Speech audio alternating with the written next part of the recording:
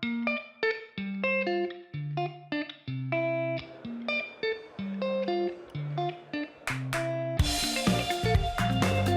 hosting an event today showcasing 5 big issues: carbon capture and storage, or CCS, bioenergy, nuclear, offshore renewables, and efficiency. The challenge is, how do we improve in all of those areas? How do we drive costs down? And how do we increase sustainability and security? The message from this event is that it's critical the right decisions are made over the next decade. Infrastructure takes a huge amount of time to roll out. It takes a huge amount of time to build it. And so we can't leave it all until after 2030. We need to make some decisions before then.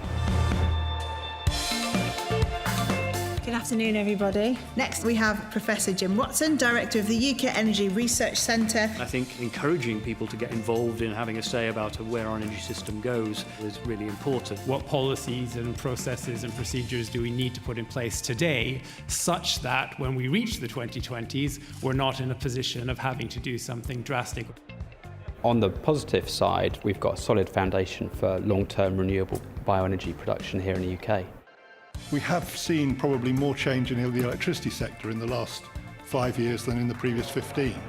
The ETI have shown that if we are trying to get UK emissions down low, it could cost you an extra 1 or 2% of GDP if you don't have CCS. So it's a big cost saving. We are starting to see that there are limits to what we can do with today's technologies, and therefore innovation is going to be essential if we are to meet our objectives. Energy is not an island. Energy interacts with cities, it interacts with water, it interacts with transport. And I think there's some significant energy savings that can be made by looking at our infrastructure. It's time to get the market working on climate change. The scale of the challenge here is so vast that we need to access the deep pools of capital that sit within our pension funds and sit within the cities. The underlining message of today is about this need to prepare.